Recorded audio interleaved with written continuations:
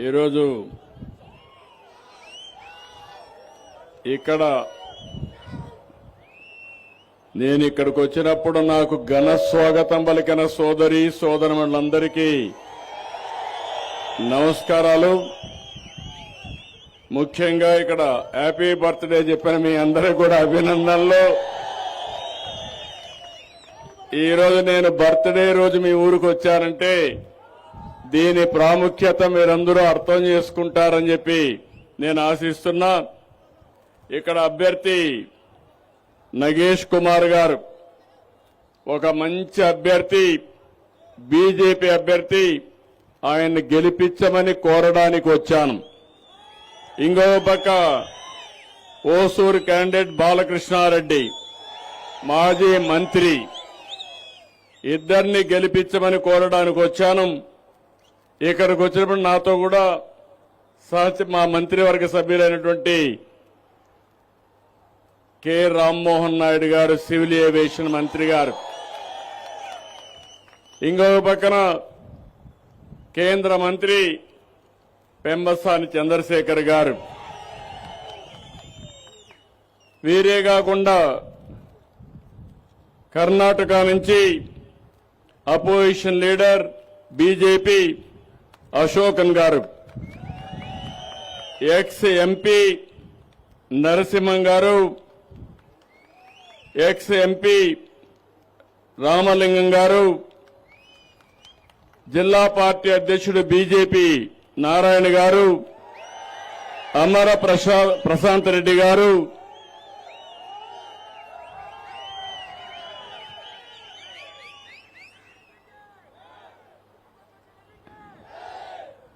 அனைவருக்கும் வணக்கம். என் அன்பான தமிழ்நாடு மக்களே, உங்களுடன் என் பிறந்த நாளில் இங்கே இருப்பது ரொம்பவே சந்தோஷ். மாற்றத்தை கொண்டு பெற வேண்டும் என்ற ஆர்வம் உங்களிடம் தெரிகிறது. கவலை படாதீங்க. இன்னும் 15th days மட்டும்தான். ఈనాడు ఇక్కడ రావడం, మీ అభిమానం చూస్తా ఉంటే ఆంధ్రప్రదేశ్ లో లేని అభిమానం ఈరోజు తమిళనాడులో నేను చూస్తున్నాను. అయితే తమిళనాడు అంటేనే మనం గుర్తుపెట్టుకోవాల్సింది ద్రవిడ సంస్కృతికి మూలం. పల్లవ, చేర, చోళ, పాండ్య వంటి రాజవంశాలు పాలించిన గొప్ప చరిత్ర కల నేలది. ఇక్కడ ఆచారాలు, అలవాట్లు అందరికీ ప్రత్యేకం. తమిళం అంటేనే అత్యంత ప్రాచీన భాష. మీ అభిమానం ప్రపంచంలో ఏ భాషలో కూడా లేదు. ఇక్కడ తెలుగు వాళ్ళు కూడా తమిళ్లోనే మాట్లాడతారు. అది విశిష్టత. అందుకని స్వాతంత్రం వచ్చిన తర్వాత అంత మునుపు కూడా బాగా అభివృద్ధి అయిన ప్రాంతం తమిళనాడు. మనందరికీ ఒకప్పుడు రాజధాని మెడ్రాస్ ప్రెసిడెన్సీ, అంటే మద్రాసు కేంద్రంగానే ఆ రోజు పనిచేశాం. ఆ తర్వాత పొట్టి శ్రీరాములు గారి ఉద్యమంతో భాషా ప్రయుక్త రాష్ట్రాలు ప్రారంభమయ్యి ఆంధ్రప్రదేశ్ వచ్చింది, కర్ణాటక వచ్చింది, కేరళ వచ్చింది, గుజరాత్ ఇలాంటి రాష్ట్రాలు వచ్చాయి.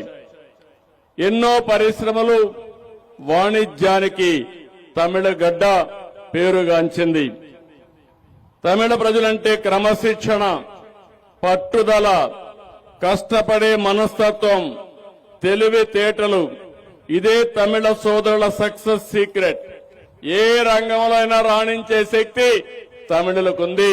ఇది మనస్ఫూర్తిగా అభినందనలు, ధన్యవాదాలు. అనేక నాగరికతలు తమిళనాడు ఒకటి. అత్యంత ప్రాచీన నాగరికత. ఎన్నో సాంస్కృతిక దాడులు జరిగిన యుద్ధాలను తట్టుకుని నిలిచింది. ఎంతో మంది పుణ్యాత్ములు ప్రముఖులు ఈ తమిళనాడులో జన్మించారు.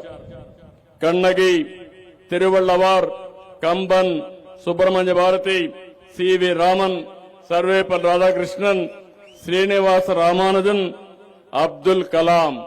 నేనే ఆయన ఆ రోజు దేశ అధ్యక్షులుగా ఎంపిక అవ్వడంలో నేను కూడా కృషి చేశాను. అదే మాదిరిగా స్వామినాథన్, ఇలాంటి మహానుభావులు ఇక్కడి నుంచే వచ్చారు. ఇక్కడుండే ప్రాచీన ఆలయాలు ఎక్కడా లేవు, సాంస్కృతిక ప్రదేశాలు ఎక్కడా లేవు, పర్యాటక కేంద్రాలు కూడా ఇక్కడే ఎక్కువ ఉన్నాయి. తంజావూర్, తిరుచిరాపల్లి, చిదంబరం, మదురై, కంచి, రామేశ్వరం, ఇక్కడికి రాని భక్తులు ఎక్కడా దేశంలో లేరు. ఎక్కడన్నా దేవాలయాలు సందర్శించాలంటే తమిళనాడులోనే ప్రాచీన దేవాలయాలున్నాయి. అరుణాచల శివుణ్ణి చూచేందుకు ఏపీ మొత్తం వస్తుంది.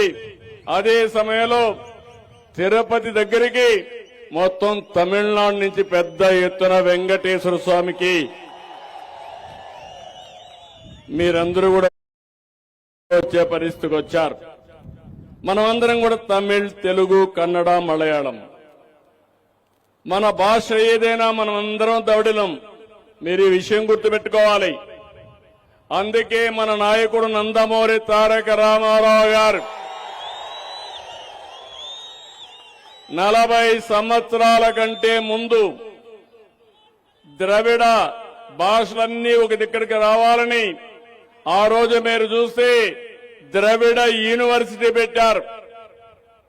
అది కూడా నేను 40 ఏళ్లుగా ఎమ్మెల్యేగా ఉన్నాను కుప్పం నుంచి.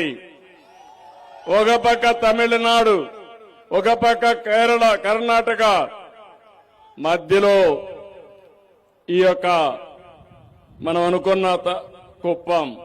ఇప్పుడే మా మిత్రులు ఇక్కడ మా పవన్ కళ్యాణ్ గారి అభిమానులు, అనుమాయులు ఉన్నారు. మొన్నే మీరు ఆంధ్రప్రదేశ్ లో చూశారు. ఆంధ్రప్రదేశ్ రాష్ట్రాన్ని కాపాడుకోవడానికి నేను జనసేన అధినేత పవన్ కళ్యాణ్, ప్రధానమంత్రి నరేంద్ర మోడీ గారు కలిసి ఎన్డీఏ తరపున ముందుకు పోయాం. తమ్ముళ్ళు మీరు గుర్తుపెట్టుకోవాలి, 94% సీట్లు గెలిపించారు. చరిత్రలో ఎప్పుడూ రాని గెలుపు. దానికి కారణం డబుల్ ఇంజిన్ సర్కారు కావాలనుకొని ఓట్లేశారు. అందుకే ఈరోజు చూస్తే ఇక్కడ కూడా మీ మూడు చూస్తున్నాను. నేను తమిళనాడుకు వస్తే నేను కుప్పంలోనో లేకుంటే విజయవాడలో ఉన్నానా అనే అనుమానం వచ్చే పరిస్థితి వచ్చింది. కానీ ఒక విషయం మీరు గుర్తుపెట్టుకోవాలి, ఎన్టీఆర్ సినిమా జీవితాన్ని ప్రారంభించింది చెన్నై నుంచి. ఒక మహానటుడిగా ఎదిగారు. అక్కడి నుంచి ఆంధ్రప్రదేశ్ ముఖ్యమంత్రిగా ఒక మహానాయకుడు అయ్యారు. మీరందరూ గుర్తుపెట్టుకోవాలి, మొట్టమొదటిసారిగా తమిళనాడు రుణం తీర్చుకోవాలని ఎంజీఆర్ తో కలిసి తెలుగు గంగ నీళ్లు చెన్నైకి ఇచ్చిన ఘనత ఎన్టీ రామారావు గారిది. అలాంటి అనుబంధం ఉంది. నాకు కూడా మీరు గుర్తుపెట్టుకోవాల్సింది చిత్తూరు, తిరుపతి జిల్లా. నేను ఇక్కడి నుంచే వచ్చా. ఈ జిల్లాలో తమిళ ఎక్కువ మాట్లాడతాం. ఇక్కడ మీరెట్టై తెలుగు మాట్లాడతారో అక్కడ తమిళ మాట్లాడే పరిస్థితిలో ఉంటారు. అలాంటి అనుసంధానం ఉంది. ఇంకో పక్క మీరందరూ చూస్తే నేను పెళ్లి చేసుకున్నది కూడా తమిళనాడులోనే పెళ్లి చేసుకున్నా, చెన్నైలోనే పెళ్లి చేసుకున్నా. అప్పుడు ఎన్టీ రామారావు గారు చెన్నైలోనే ఉండేవాడు. అప్పుడు మెడ్రాస్, తర్వాత చెన్నై అయింది. ఇవన్నీ కూడా మా కుటుంబానికి తమిళనాడుకు అవినాభావ సంబంధం ఉంది. నీళ్లు ఇవ్వడమే కాదు, అన్ని వేళలో తమిళనాడు గాని ఆంధ్రప్రదేశ్ గాని అన్నాదమ్ములుగా కలిసిపోతున్నామని మరొకసారి మీ అందరికీ విజ్ఞప్తి చేస్తున్నాను. అయితే నేను ఈరోజు వచ్చిన పని మీరు గుర్తుపెట్టుకోవాల్సింది, ప్రధానమంత్రి నరేంద్ర మోడీ గారు ఒక మంచి నాయకుడు, 12 సంవత్సరాలు సమర్థవంతమైన నాయకత్వాన్ని ఇచ్చాడు. ఒక పక్క అభివృద్ధి, ఇంకో పక్క సంక్షేమం, ఇంకో పక్క సుపరిపాలన, ఈ మూడు కలిపి దేశ భవిష్యత్తుని పరుగులు పెట్టిస్తున్న వ్యక్తి ప్రధానమంత్రి నరేంద్ర మోడీ గారు. నేను కూడా 50 ఏళ్లు రాజకీయం, నాకు 48 ఏళ్లు, ఇంకొక 2 ఏళ్లలో 50 ఏళ్లు అవుతుంది. నేను కూడా దేశంలో అనేక సార్లు రాజకీయాలు చేశాను, ప్రధాన మంత్రుల్ని ఎంపిక చేశాం. అదే సమయంలో చాలా మంది ప్రధానమంత్రులను చూశాను. అందరికంటే చాలా స్ట్రాంగ్ గా పనిచేసే వ్యక్తి, భారతదేశాన్ని ప్రపంచ పటంలో గౌరవప్రదంగా పెట్టిన వ్యక్తి నరేంద్ర మోడీ గారు. అవునా కాదా అని మిమ్మల్ని అడుగుతున్నా. అవును అంటే గట్టిగా చెప్పండి, చెప్పండి అవును అని చెప్పండి.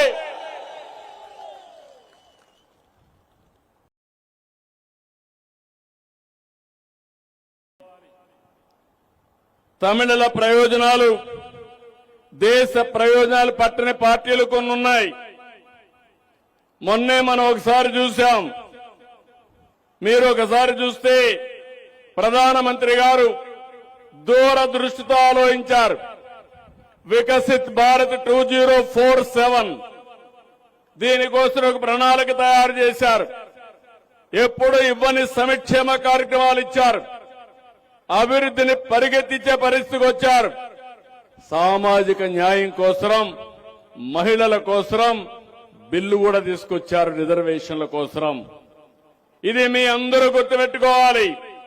మన ఇంట్లో మన చెల్లెలున్నారు, మన తల్లులున్నారు, మన భార్యలున్నారు. అలాంటి సందర్భంలో ప్రధానమంత్రి గారు ఆలోచించింది, సమాజంలో సముచితమైన గౌరవం ఆడబిడ్డలకు ఇవ్వాలి, 33% రిజర్వేషన్లు పెట్టాలని ఆలోచించిన వ్యక్తి మోడీ గారు. మొన్న జరిగిన డ్రామా మీరు చూశారు. కాంగ్రెస్ పార్టీ ఆ బిల్లును వ్యతిరేకించింది. ఇంకో పక్క డిఎంకే పార్టీ ఇది తమిళనాడు, ఢిల్లీ పైన విజయమని విర్రవీగుతున్నారు. నేను అడుగుతున్నా, ఏమి సాధించారని అడుగుతున్నాను. నేను ఒక సీనియర్ లీడర్ గా అడుగుతున్నా. ప్రధానమంత్రి గారు చెప్పింది, ఏ రాష్ట్రానికి ఆ రాష్ట్రం 50% సీట్లు పెంచుతామని. ఆంధ్రప్రదేశ్ లో 25 ఉన్నాయి, ఇంకొక 13 పెరుగుతాయి, 38 అవుతాయి. తమిళనాడులో 39 ఉన్నాయి, 20 పెరుగుతాయి, 59 అవుతాయి. యూపీలో 80 ఉంటే 40 పెరిగి 120 అవుతాయి. దీంట్లో తప్పేమైనా ఉందా తమ్ముళ్ళు, ఆడబిడ్డలు? మీరే చెప్పండి. అందులో 33% ఆడబిడ్డలకు సీట్లు ఇస్తామని చెప్పారు. ఎన్నో సంవత్సరాలుగా 1996లో నేను యునైటెడ్ ఫ్రంట్ కన్వీనర్ని, దేవేగౌడ గారు ప్రధానమంత్రి. ఆ రోజే బిల్లు ప్రవేశపెట్టారు. దానికి అడ్డుపడింది కాంగ్రెస్ పార్టీ. ఆ బిల్లు పాస్ కానీయకుండా చేశారు. వాజ్పేయి గారు వచ్చారు, 3 సార్లు మహిళా రిజర్వేషన్లు బిల్లు పెట్టారు. కాంగ్రెస్ పార్టీ సహకరించలేదు. 2009-10లో ఆ రోజు కాంగ్రెస్ బిల్లు తీసుకొచ్చారు. రాజ్యసభలో బిల్లు పాస్ చేశారు, లోకసభలో బిల్లు పాస్ చేయలేదు. ఎందుకు పాస్ చేయలేదో మీరే చెప్పమని డిమాండ్ చేస్తున్నారు. ఈ రోజు ప్రధానమంత్రి గారు ఒక మాట చెప్పారు, నాకొక్కరికే క్రెడిట్ అవసరం లేదు, మీరు కూడా తీసుకోండి, అవసరమైతే మీ ఫోటోలు కూడా వేసి మీరు సహకరించారని పబ్లిసిటీ ఇస్తారని ప్రధానమంత్రి గారే చెప్పారు. ఏమొచ్చిందని నేను అడుగుతున్నా, ఏమి సాధించారని అడుగుతున్నా. ఇప్పుడు వీళ్ళు చెప్పేది, ఆ రోజు వాజ్పేయి గారు 2001లో దక్షిణ భారతదేశంలో జనాభా తగ్గుతా ఉంది, జనాభా దామాషా ప్రకారం రిజర్వేషన్లు పెడితే దక్షిణ భారతదేశం నష్టపోతుంది. 1971 జనాభా ప్రకారం రిజర్వేషన్లు పెట్టారు. ఏ రాష్ట్రానికి సీట్లు తగ్గలేదు. 25 ఏళ్లు ఆ రాష్ట్రంలో సీట్లన్నీ అడ్జస్ట్ చేశారు పాపులేషన్ ప్రకారం. కానీ ఈ రోజు మీరు చూస్తే అలాంటి కార్యక్రమాన్ని మళ్లీ ఎక్స్టెండ్ చేయడానికి, పొడిగించడానికి ప్రధానమంత్రి నరేంద్ర మోడీ గారు ముందు తీసుకొస్తే దాన్ని అపోజ్ చేశారు. మేము జయించామంటున్నారు, ప్రధానమంత్రి గారిని ఓడించామంటున్నారు. మీరు ఓడించింది ప్రధానమంత్రి కాదు, దేశాన్ని ఓడించారు. మా ఆడబిడ్డలకు ద్రోహం చేశారు. తప్పకుండా దీనికి మీకు శిక్ష పడుతుంది. ఆ విషయం గుర్తుపెట్టుకోమని కోరుతున్నా. నేను ఒకే ఒక విషయం మిమ్మల్ని కోరుతున్నాను. ఆంధ్రప్రదేశ్ లో మీరు చూశారు, డబల్ ఇంజన్ సర్కార్, చాలా ముందుకు పోతున్నాం. తమిళనాడుకు మళ్లీ పూర్వ వైభవం రావాలంటే డబల్ ఇంజన్ సర్కార్ అవసరమా లేదా అని అడుగుతున్నా. అవసరం అంటే గట్టిగా చెప్పండి.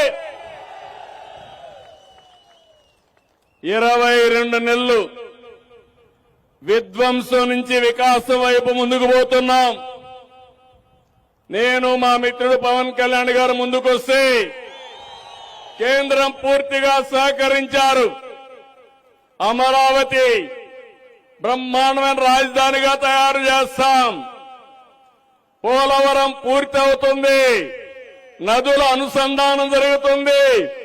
భగవంతుడు కరుణిస్తే ఆంధ్రప్రదేశ్ నదుల అనుసంధానం జరిగితే నేరుగా మీకు తెలుగు గంగ పూండి వరకే కాదు, కావేరి వరకు నీళ్లు తీసుకుపోయే అవకాశం వస్తుంది. ఇది జరగాలంటే కేంద్రంలో నరేంద్ర మోడీ ఉండాలి. గంగా కావేరి అనుసంధానం కావాలి. దానికంటే ముందు గోదావరి, కృష్ణ, అవసరమైతే కావేరికి నీళ్లిచ్చి ఎక్కడ కూడా నీటి యుద్ధాలు లేకుండా సామరస్యంతో ముందుకు పోవాల్సిన అవసరం ఉందని చెప్పి నేను మీకు తెలియజేస్తున్నా. జాతి ఒకటి, భారతదేశం. అందుకే నేను మిమ్మల్ని అందరినీ కోరుతున్నా, తమిళులు గాని, తెలుగు వారు గాని, కన్నడ గాని అందరూ సమైక్యంగా ముందుకు పోవాల్సిన అవసరం ఉంది. దక్షిణ భారతదేశానికి అన్యాయం జరగదు. మేమందరం ఉంటాం. కేంద్రంలో నరేంద్ర మోడీ గారు కూడా దక్షిణ భారతదేశాన్ని, అన్ని రాష్ట్రాలని బ్రహ్మాండంగా అభివృద్ధి చేయాలన్న ఆలోచనతో ముందుకు పోతున్నారు. కానీ తమిళనాడులో ఏమైందని అడుగుతున్నా. ఒకప్పుడు తమిళనాడు చూస్తే అన్నిట్లో ముందుంది. ఇప్పుడు తమిళనాడు చూస్తే అన్నిట్లో వెనకానుంది. మీరు చూశారు, ఒకప్పుడు మెడ్రాస్, తర్వాత అన్ని రాష్ట్రాలు. ఇప్పుడు బెంగళూరుకి, హైదరాబాద్కి, చెన్నై పోటీ పడే పరిస్థితిలో ఉందా తమ్ముళ్ళు అని మిమ్మల్ని అడుగుతున్నా. ఎవరు కారణమని అడుగుతున్నా.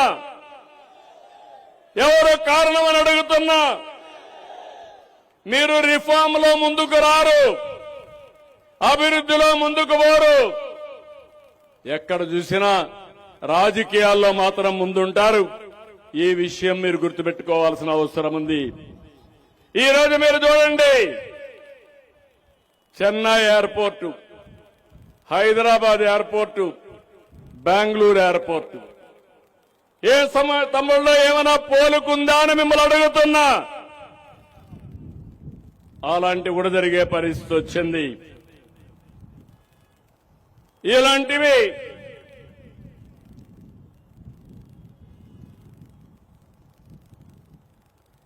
ఈరోజు ఇంకొక పవిత్రమైన రోజు కూడా బసవ జయంతి. అలాంటి పవిత్రమైన రోజు ఈ ఊరికి రావడం నా అదృష్టంగా నేను భావిస్తున్నా. అయితే ఒక నాయకుడిగా మీకు గుర్తు చేస్తున్నా, ఈరోజు తమిళనాడులో అవినీతి, శాంతి భద్రత సమస్య, డ్రగ్స్ గాని ప్రజలపైన అప్పుల భారం వేయడం తప్ప ఇప్పుండే ప్రభుత్వం ఏమీ చేయలేకపోయారు.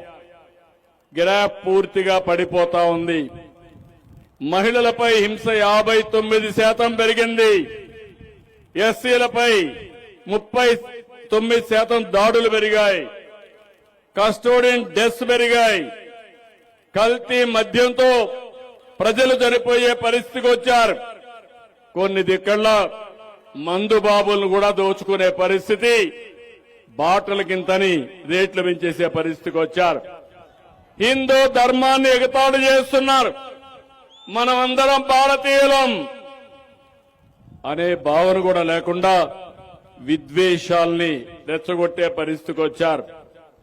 అందుకే మీ అందరికి విజ్ఞప్తి చేస్తున్నాను, కరప్షన్ ఇల్లాద గ్రామం ఇల్లై, நாசம் பண்ணாத நகரம் இல்லை, சேதம் அடையாத பகுதி இல்லை.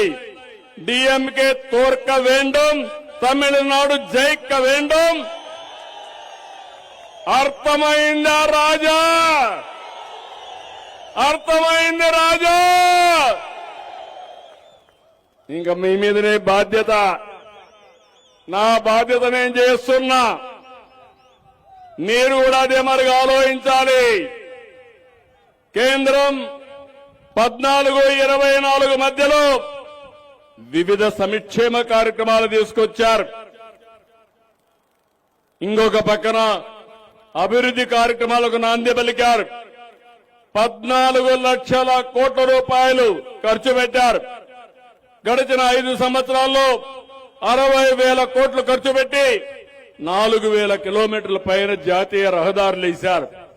ఇప్పుడే నేను ఇక్కడ వస్తా ఉంటూ చూశాను, బెంగళూరుకి ఔటర్ రింగ్ రోడ్డు మీ ఊరి పక్కన పోతా ఉందంటే అది ఈ రోజు అభివృద్ధి.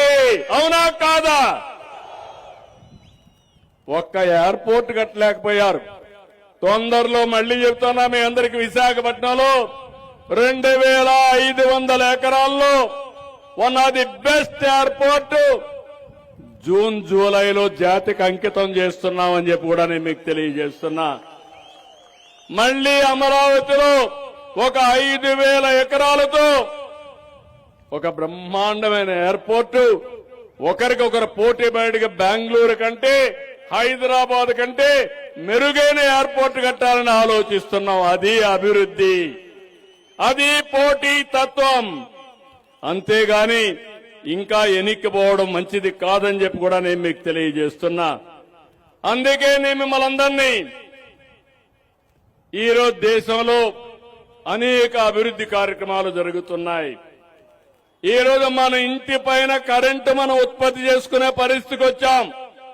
ప్రధానమంత్రి గారిని చూశారు, సూర్యఘర్ 78,000 రూపాయలు సబ్సిడీ ఇస్తున్నారు. మీ ఇంటి పైనే కరెంటు తయారు చేసుకుని మీకు అవసరమైన కరెంటు వాడుకునే వస్తే, మీ పొలంలోనే కుసుమ కింద ఆంధ్రప్రదేశ్ లో అయితే ఉచితంగా పంప్ సెట్ కి సోలార్ ఇస్తున్నాం.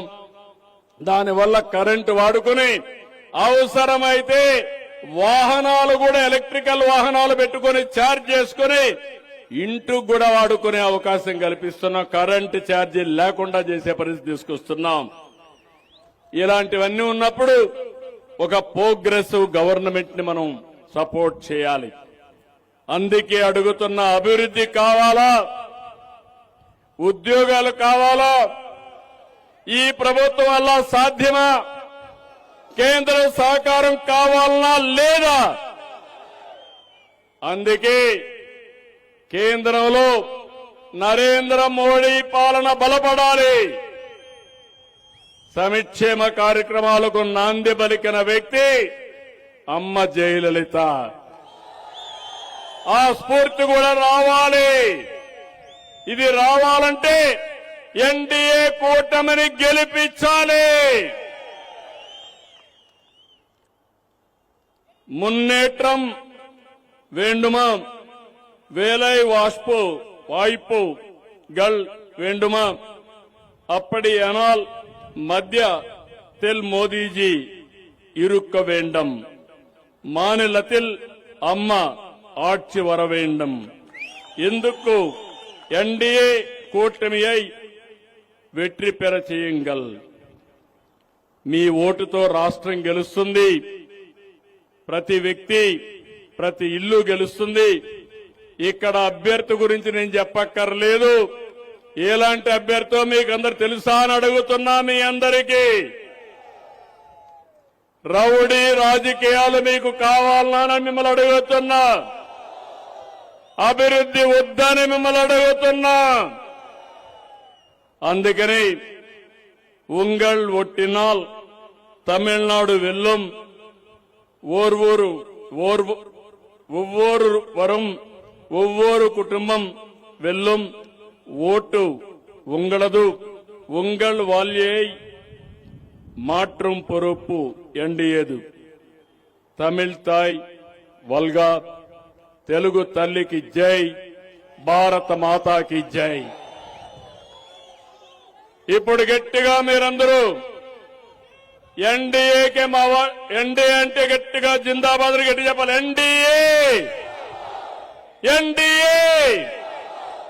ఇద్దరు బీజేపీ అభ్యర్థులు, మేమందరం బీజేపీ అభ్యర్థులకు ఓటేస్తామని గట్టిగా చప్పట్లు కొట్టి హర్షాన్ని ఆమోదాన్ని. భారతదేశ అభివృద్ధి, తమిళనాడు అభివృద్ధి, మనందరి అభివృద్ధి వీళ్ళ వల్లనే సాధ్యం. అందరం సమైక్యంగా పనిచేస్తామని మళ్లీ వస్తా. ఇక్కడ విజయోత్సవ సభ పెడతా. వచ్చి మన మిత్రుడిని గెలిపిస్తే మళ్ళా వచ్చి మీ అందరికీ ధన్యవాదాలు తెలియజేయడమే కాకుండా మీ అభివృద్ధికి అండగా ఉంటారని మరొక్కసారి హామీ ఇస్తూ జై హింద్, జై హింద్.